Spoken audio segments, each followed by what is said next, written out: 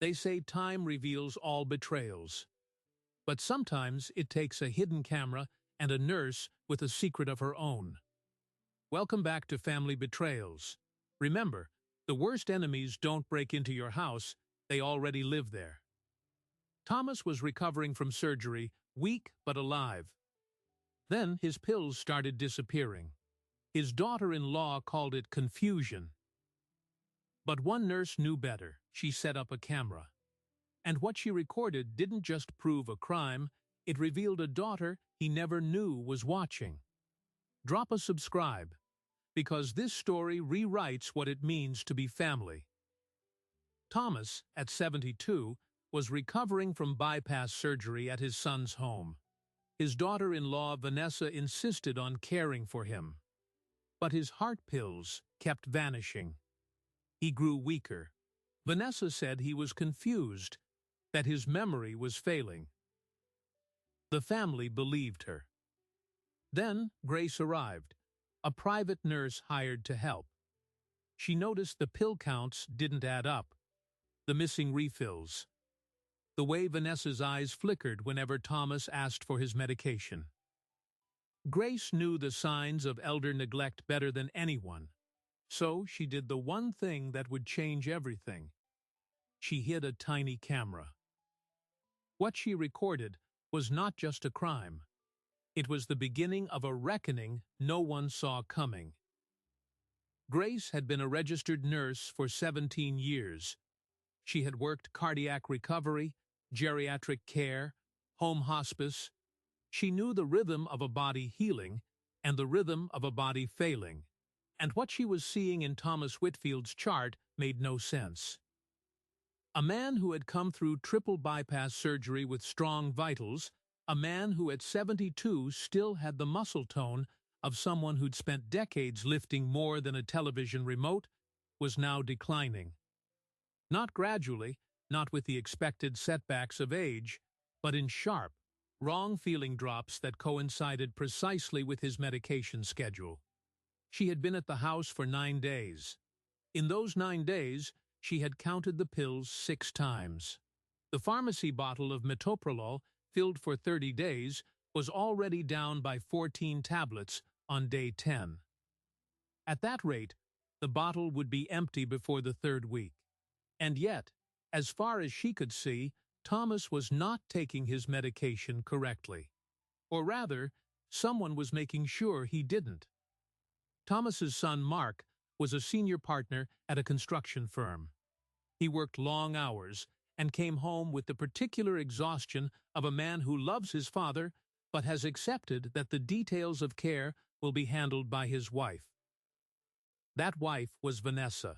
Vanessa was 43, with a sleek blonde bob and the kind of smile that made you feel like you were being agreed with before you'd even finished speaking. She was attentive, charming, always offering Grace coffee, always asking how Thomas seemed. But Grace had learned a long time ago that the people who ask too many questions are often checking to see if their own story still holds. On day 3, Grace had asked Vanessa about the medication log, a simple request to see the notes she kept.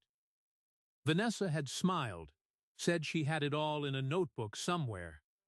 And then the notebook never appeared. On day 5, Thomas had looked at Grace with the clarity of a man half his age and said, "I don't feel right. I used to be sharper. Now I can't remember if I took my pill or not, and when I ask Vanessa, she says I already had it.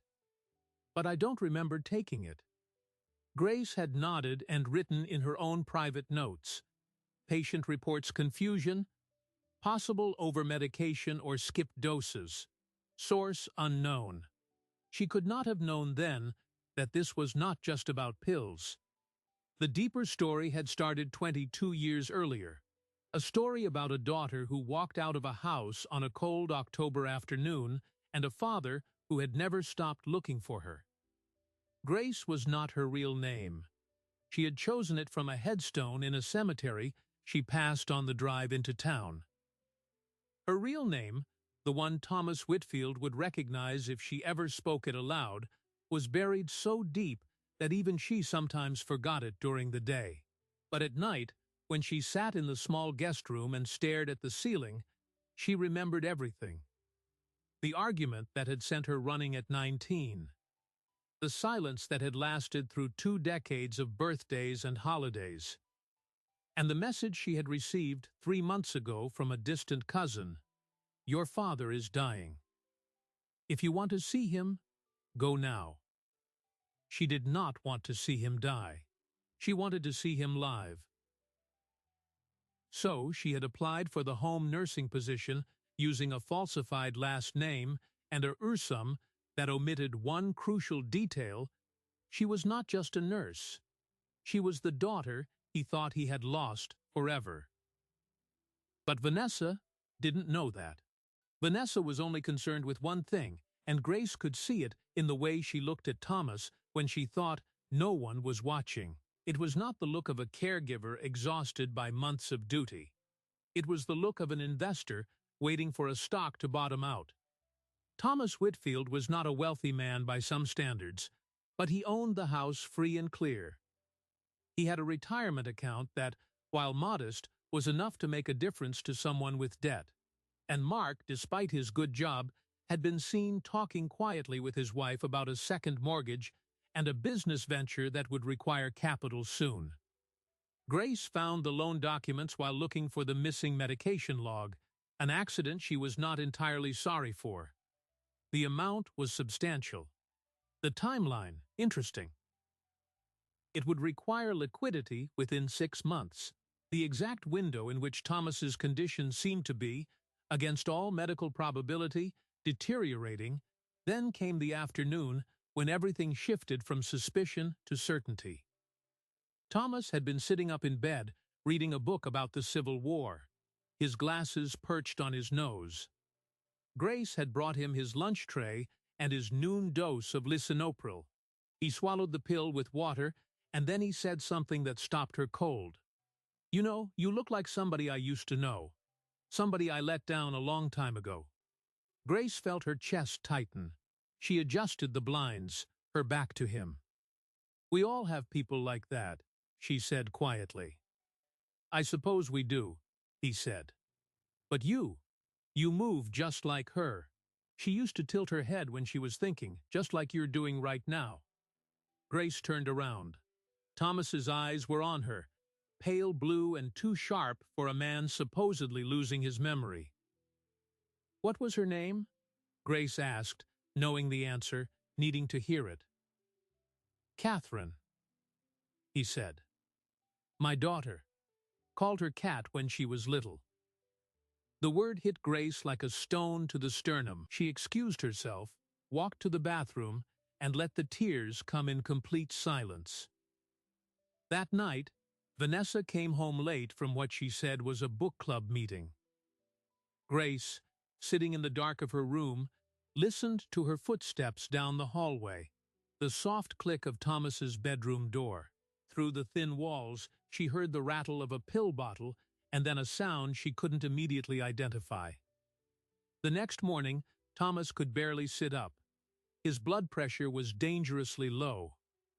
Grace called the cardiologist's office while Vanessa hovered in the doorway, her arms crossed, her face a mask of practiced concern.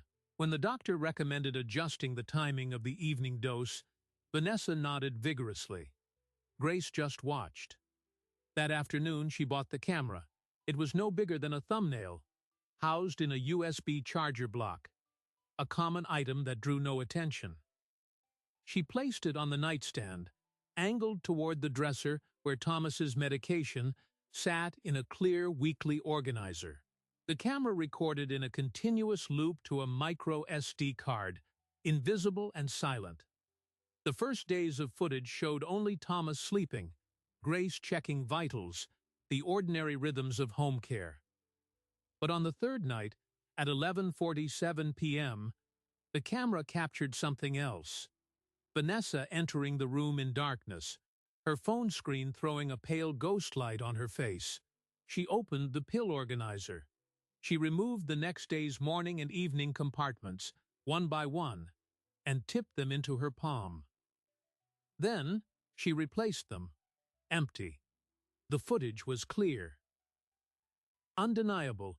Grace watched it 3 times, her hands steady, her mind already calculating what would come next.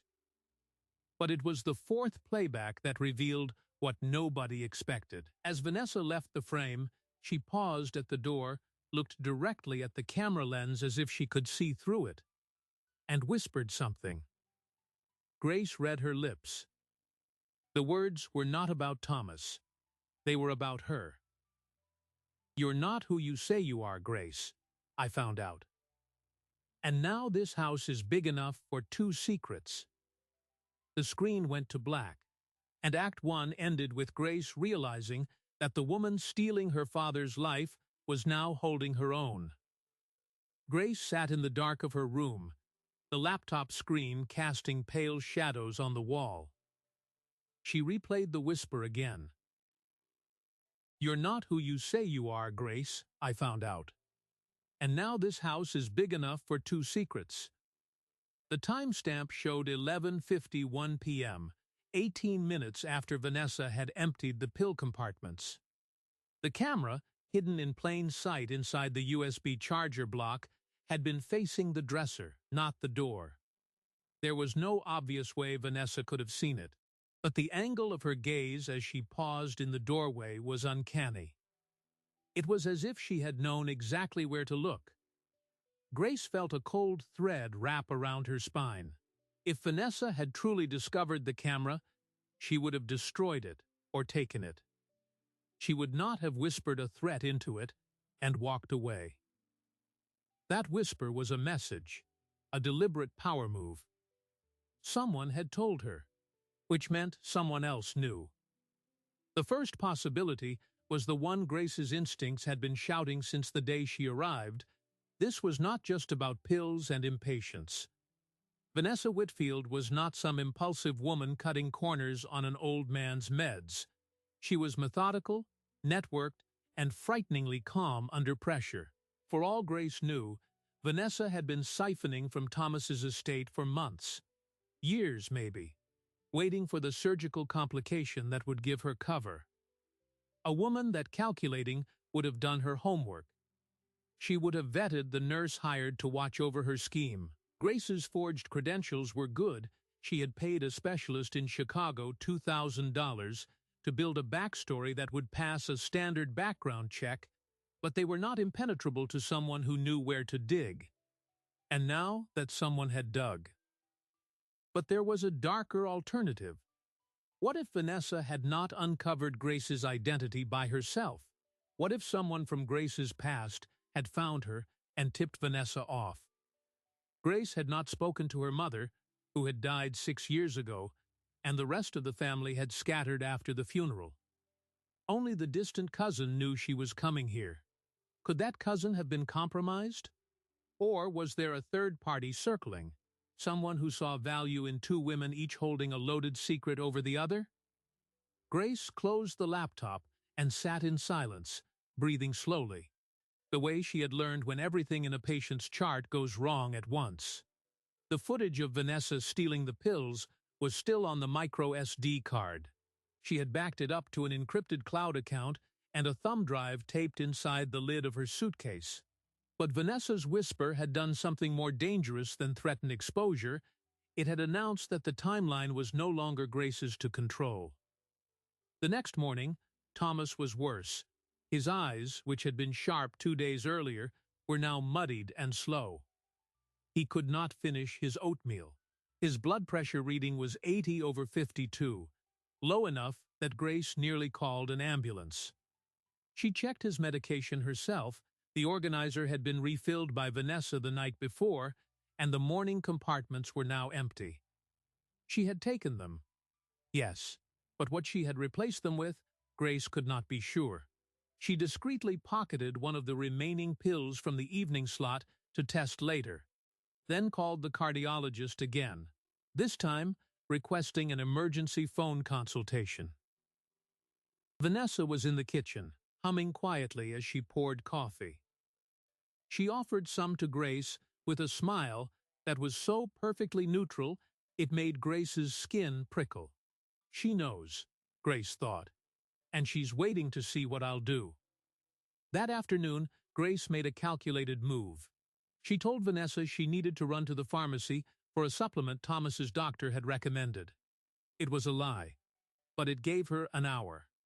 She drove not to the pharmacy, but to the county courthouse, where she pulled property records, and to a small private investigator's office she had contacted 2 days earlier after the first camera footage. The PI, a retired sheriff named Lyle Beck, had already begun turning over stones. In a manila envelope on his desk, Grace found what she'd been dreading. Vanessa had taken out a power of attorney over Thomas's affairs 6 months before his surgery, when he had been weakened by a bout of pneumonia. Mark had co-signed it, probably without reading the fine print. And attached to that power of attorney was a schedule of asset transfers, a reverse mortgage on the house, liquidation of Thomas's life insurance policy for cash value, and a brand new joint bank account opened in Vanessa's and Mark's names with Thomas as a secondary, gradually being drained. The total so far exceeded $280,000. Thomas Whitfield, in his state of medicated confusion, was being hollowed out while he still breathed. Grace returned to the house, her mind now woven with a single question. How much did Mark know?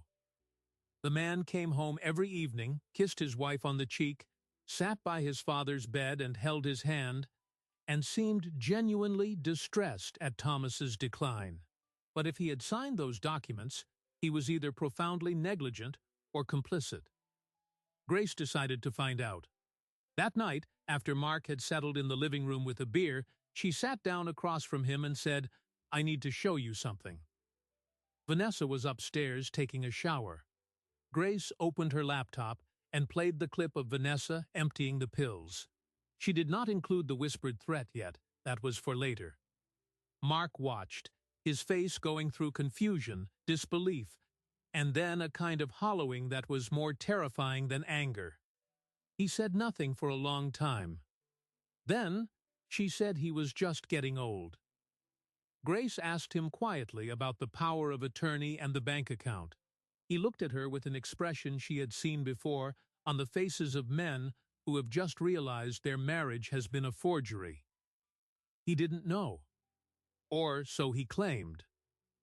But as she was about to show him the financial documents, a door closed upstairs and Vanessa's footsteps started down the hall. Grace shut the laptop fast. Mark's eyes met hers, and she saw the silent pleading of a man who knows the ground has shifted but cannot yet stand on it. Tonight, after she's asleep, Grace whispered. He nodded almost imperceptibly. That midnight meeting never happened. At 11:30, Grace heard a crash in Thomas's room. She ran in, found him on the floor, the IV stand toppled, his lips pale. Vanessa was already there, kneeling beside him, her hand on his chest, her voice a perfect imitation of panic. But in the chaos, Grace noticed something that made her insides turn cold. Thomas's pill organizer was open, and the compartment for tomorrow morning was empty. It was hours too early. Vanessa had accelerated the schedule. Thomas was barely breathing, and Vanessa was calling 911, already constructing the narrative for the paramedics about his fragile condition and recent memory lapses. At the hospital, Thomas was stabilized, but the attending physician pulled Grace aside. The tox screen revealed a benzodiazepine in his system, a sedative he had never been prescribed. Someone had given him a drug that suppressed his respiratory drive, on top of withholding his heart medication. That was no longer negligence. That was attempted murder. Grace stood in the fluorescent hallway, gripping her phone, the camera footage now burning a hole in her mind. Mark was in the waiting room, head in his hands. Vanessa was at the nurse's station, filling out forms with the efficient sorrow of a widow rehearsing. And Grace, the daughter who had come home under a borrowed name, knew that if she didn't stop Vanessa now, her father would not survive another week. She went back to the house alone, claiming she needed to gather personal items for Thomas. The USB charger camera was still in place. She retrieved it and found new footage from the night before the hospital collapse. At 10:42 p.m., Vanessa entered the room. She was holding a small syringe. She injected something into Thomas's IV line. Then, she leaned close to his ear and spoke. Her voice low, but clearly caught by the camera's microphone. "Just a little longer, old man. You're worth more to everyone asleep." Those words chilled Grace, because they hinted at something beyond simple greed. They suggested that someone else was waiting, someone connected to the financial drain. Maybe the people behind the business venture. Maybe a second-layer beneficiary who stood to gain if Thomas's death looked natural. The question was, who? And as Grace stood there, a text message buzzed on her phone from an unknown number. It was a photo of her old high school yearbook, the page showing Catherine Whitfield, the name she had buried, circled in red. Below it, the message read, "Nice try, Cat. Meet me, or I spill." The sender was not Vanessa. It was someone who had been watching both of them, and now that Grace had the evidence to stop one crime, a graver threat was about to force her to choose between saving her father and saving herself.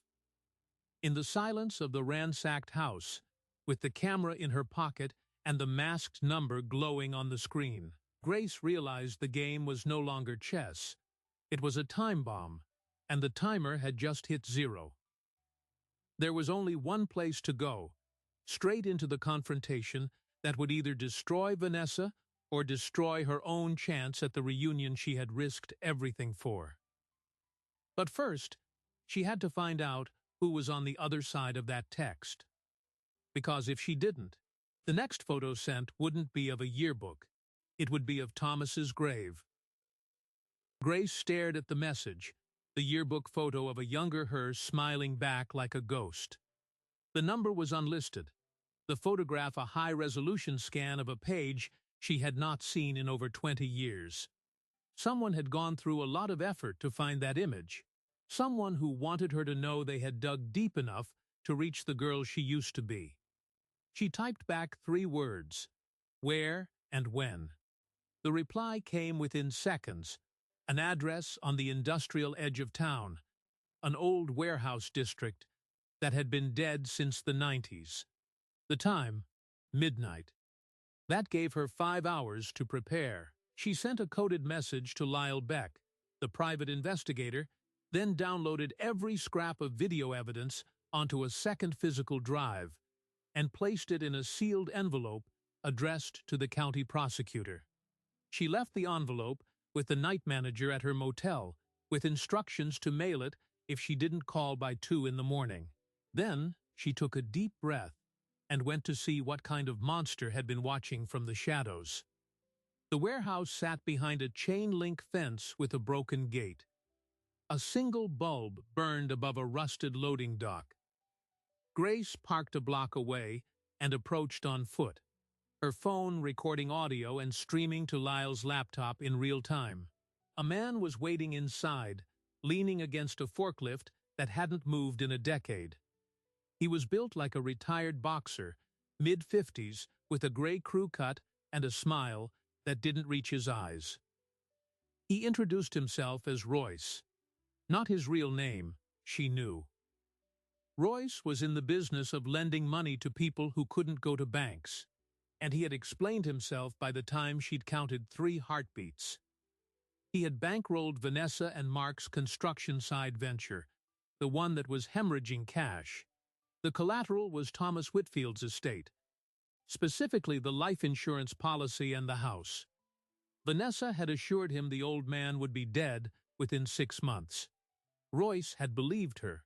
Then he got impatient and started watching the house. That's when he noticed the new nurse, the one who looked nothing like a nurse. He ran a background check. It turned out Grace didn't exist before 2 years ago. So he dug deeper, and what he found made him a very happy man. Catherine Whitfield, he said, rolling the name like a cigar. The prodigal daughter returns. Your secret's worth more to me than any insurance policy, because now you're going to make sure nothing gets in the way of that payout. If you don't, I'll make one phone call to Vanessa and she'll spin a story so fast you'll be the one facing charges for attempted murder. Who do you think the cops will believe? The grieving daughter who disappeared for 20 years, or the devoted daughter-in-law who's been caring for him every day? Grace let him talk, let him think he had the upper hand. Her phone was recording everything. She drove back from the warehouse with Royce's voice burned into her memory and a plan forming like ice crystals on a window. He had confirmed something crucial. Vanessa had a partner, and that partner was desperate. Desperate people make mistakes, and Royce's mistake was assuming Grace was alone. Lyle Beck was waiting at a 24-hour diner with a laptop open and a detective from the sheriff's office sitting across from him. Her name was Detective Ada Reyes, and she specialized in elder fraud. Grace sat down and played the recording. Reyes listened without interrupting. When it was finished, she closed her notebook and said, "I'm going to need the video footage from the house, the financial documents, and a sworn statement from you. But I'm also going to need you to do something hard. You need to let Vanessa think she's still in control." Grace nodded. That was already the plan. The next morning, Grace walked into the hospital room with 2 cups of coffee and a smile she had rehearsed in the mirror. Vanessa was there, applying lip balm with the precision of a woman who had time to wait. Thomas was awake, his color slightly better, his eyes searching Grace's face the moment she entered. "You look tired," he said. "Rough night," she answered, and handed him one of the coffees. Vanessa raised an eyebrow but said nothing. For the next 3 days, Grace played the role of the oblivious nurse. She asked Vanessa to help her understand the medication schedule. She nodded along as Vanessa explained that Thomas's confusion was a side effect of the surgery. She even joined them for dinner at the house, where Mark sat in awkward silence and Vanessa spoke brightly about future vacations. All the while, the camera in her purse was running. All the while, Detective Reyes was building a case. But then, on the 4th morning, the bottom dropped out. Grace arrived at the house to find Vanessa sitting at the kitchen table with a thick manila folder in front of her. Her smile was gone. She pushed the folder across the table and said, "Sit down, Catherine." Grace did not flinch. She didn't reach for the folder. She sat. "How long have you known?" she asked. Vanessa's laugh was short and dry. "Since the day you walked in. You have your mother's chin, and I grew up in this town. I've seen your photo in Thomas's study 100 times. He never took it down. I knew the moment I saw you. The question was, what were you going to do?" So I waited. And then Vanessa did something that Grace had not predicted. She opened the folder, and inside were printed screenshots of text messages, bank transfers, and a sworn statement from a man named Gerald who claimed Grace had paid him to falsify nursing credentials. Vanessa hadn't just recognized her, she had been compiling a file. "You think you're the only one who can hide a camera?" she said. "I've been documenting your fraud since day 2. Here's how this works. You walk away tonight. You leave town, and I'll let you go. But if you try to take this to the police, I'll turn this over, and you'll go to prison for fraud, impersonating a medical professional, and, while we're at it, attempted murder. Because who's to say you didn't start poisoning your own father the second you got in the door?" It was a staggering counterpunch. Vanessa was not just trying to hide her crime. She was building a narrative that would frame Grace for the very poisoning she had caught on camera. Grace looked at the documents, then back at Vanessa. She chose her next words very carefully. "You're right," she said. "You've got me on the fake credentials.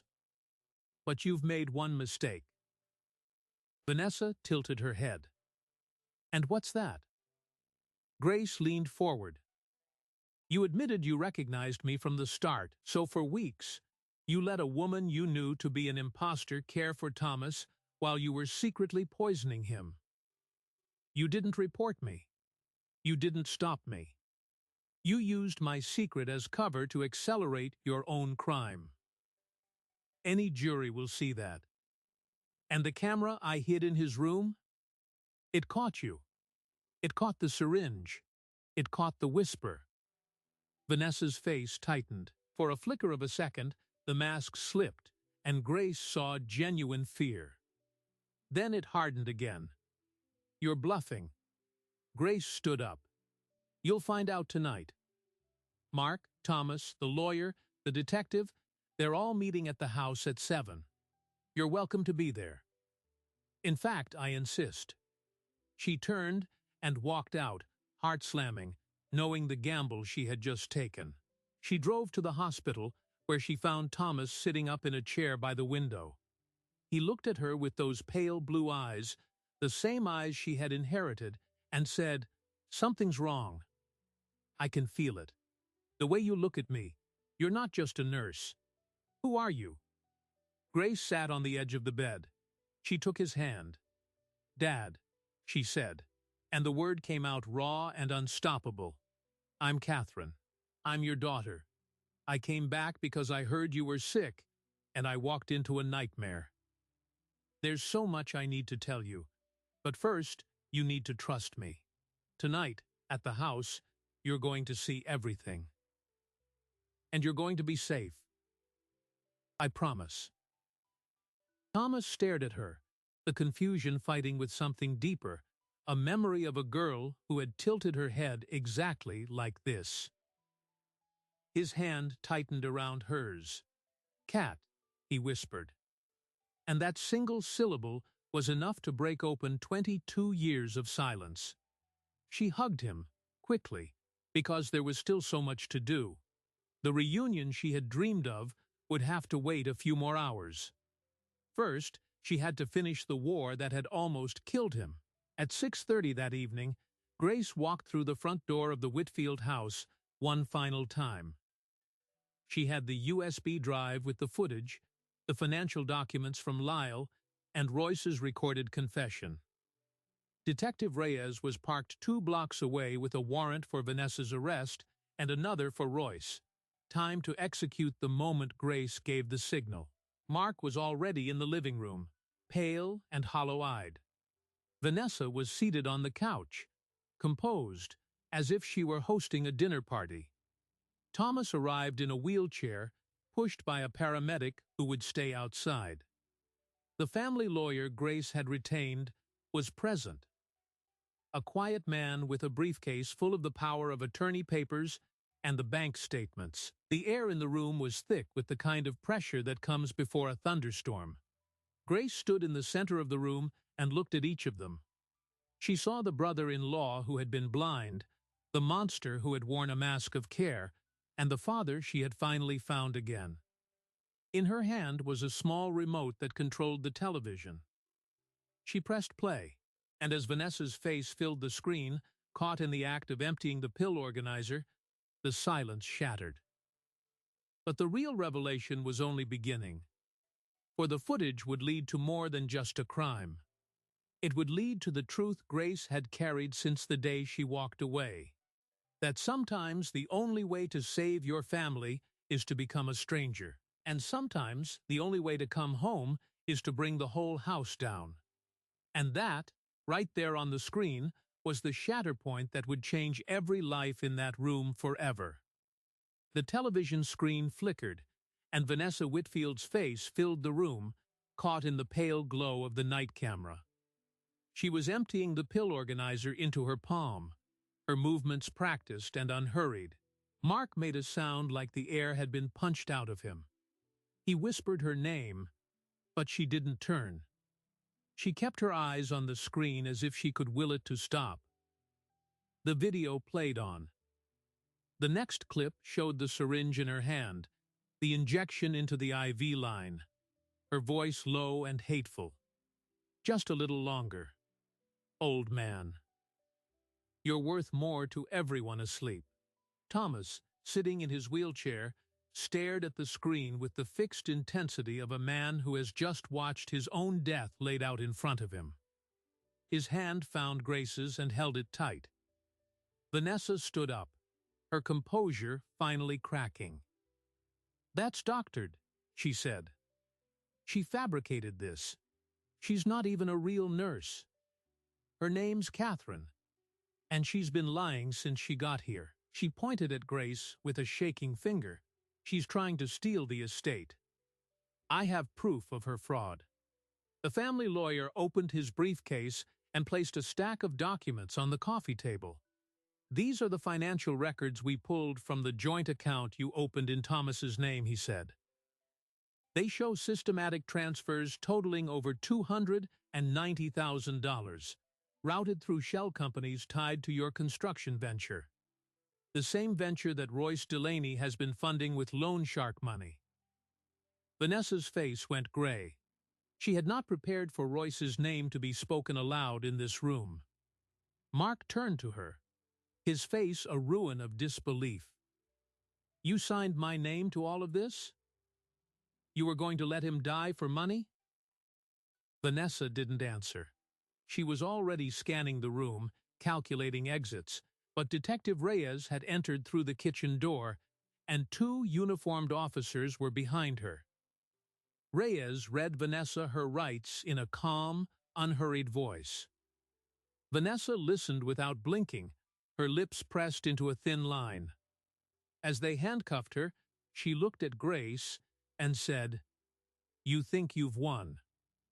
But you abandoned him. You left him for 22 years. A few weeks of playing nurse doesn't erase that." Grace stepped forward. "No," she said quietly. "It doesn't. But I'll spend the rest of my life trying. You won't get that chance." The officers led Vanessa out. Mark sat down heavily on the couch, his head in his hands. He had signed documents without reading them, had trusted his wife completely, and had nearly lost his father because of it. There would be legal consequences for him too, though lesser ones, and a guilt that would take years to process. But that was a story for another day. Royce was arrested 20 minutes later at his warehouse, caught with a ledger that detailed every payment Vanessa had made to him, and every threat he had made in return. The loan scheme collapsed, and with it, the financial hold over the Whitfield estate. The reverse mortgage was halted. The life insurance policy was reinstated with Thomas as the sole beneficiary. The money that remained in the accounts was frozen pending restitution, but it would eventually come back.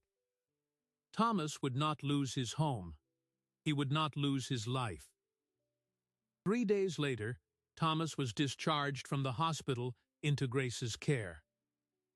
She moved into the guest room permanently, no longer hiding behind a false name.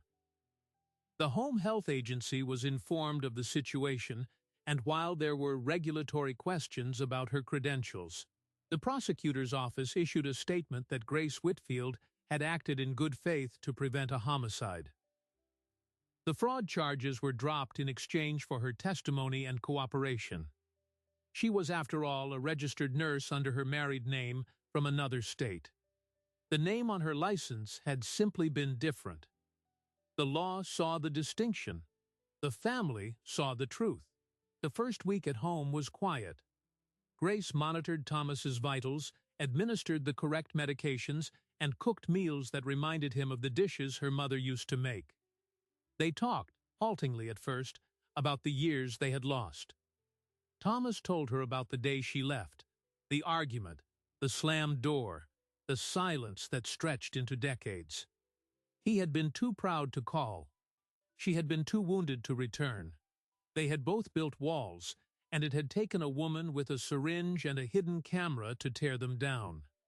One evening, as the sun set through the kitchen window, Thomas reached into his desk drawer and pulled out a stack of envelopes tied with kitchen twine. There were 22 of them, one for every year she had been gone. He had written her a letter on each of her birthdays, never sent, never opened. He handed them to her and said, "I always hoped you'd come back so I could give you these in person." Grace read the first one that night, alone in her room, and cried until she couldn't breathe. They were not letters of anger. They were letters of a father who had replayed every mistake, every moment he should have held on instead of letting go. The last one was dated just 3 months before she arrived. It read in shaky handwriting, "If you're reading this, it means I got to see you again. And that means everything I went through was worth it." She tucked the letters into a box she would keep for the rest of her life. But the surprising detail, the one that even Grace didn't see coming, came 3 weeks later when Thomas was strong enough to walk to the garden without assistance. They were sitting on the back porch, watching the tomatoes ripen on the vine. Thomas turned to her and said, "I need to tell you something. I knew it was you the day you walked in." Grace stared at him. "What? How?" He smiled, the pale blue eyes crinkling at the corners. "I wasn't as far gone as Vanessa thought. Your mother's chin, sure, but mostly the way you looked at me when you thought I wasn't looking. You had the same expression you used to get when you were little and you were worried about me. I saw it, and I knew." Grace's throat tightened. "Why didn't you say anything?"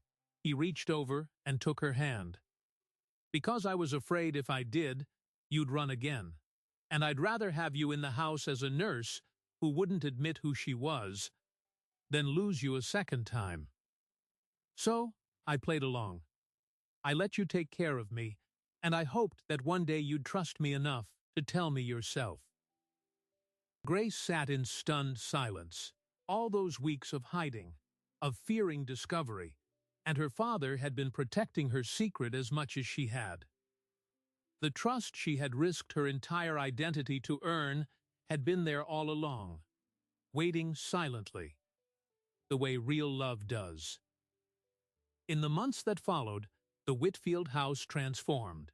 Mark entered therapy and began the long process of disentangling his life from the wreckage Vanessa had made. He and Grace built a tentative relationship, bonded by the shared trauma of having loved a woman capable of such cruelty. Thomas regained his strength, his heart mended by medication, and the return of the daughter he had never stopped loving. The camera footage that had almost destroyed a family became the evidence that saved it, and the USB drive sat in a safe deposit box as a permanent reminder that sometimes the truth requires a witness. The reconciliation was not perfect. Grace still carried guilt for the years she had stayed away. Thomas still carried regret for the words that had sent her running. But they had learned, in the hardest way possible, that time is not a debt to be collected. It is a gift to be guarded. And as the autumn leaves turned and fell, Grace Whitfield sat on the porch with her father, the man she had come home to save, and understood that in the end, she had been saved as well. The daughter-in-law who tried to bury him had instead buried the silence between them. And the nurse with the hidden camera had not just caught a crime. She had caught the last chance she thought she'd lost forever. Some betrayals are so deep they almost become a grave. But sometimes, in the shadow of that betrayal, a daughter finds her way back, a father opens his eyes, and an entire family discovers that the people who belong together always find each other in the end. The Whitfield case made local headlines, but its real lesson reaches far beyond one family's nightmare. Elder financial abuse is a silent epidemic. The National Council on Aging estimates that 1 in 10 Americans over 60 has experienced some form of exploitation, and in nearly 90% of those cases, the perpetrator is a family member. Vanessa Whitfield was not a stranger who snuck in through a window. She was the woman who poured Thomas his morning juice, who kissed her husband goodbye each day, who performed grief so convincingly that even the doctors didn't question the decline. That is the terrifying architecture of betrayal at home. It builds slowly, in plain sight, behind a smile that knows exactly when to look worried. Grace's hidden camera did more than capture a crime. It interrupted a pattern that had been allowed to fester, because nobody wanted to believe a wife could be a predator, a daughter-in-law could be a thief, or a son could be so complicit in his own blindness. For Grace, the footage was never just evidence. It was a doorway. She had spent 22 years believing the distance between her and her father was permanent. She walked into that house as a stranger with a fake name, carrying nothing but clinical skills and a grief she had never been able to name. The camera was her shield, but it also became her confession.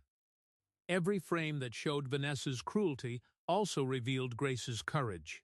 A daughter willing to risk prison, exposure, and the rejection of the man she had abandoned in order to keep him alive.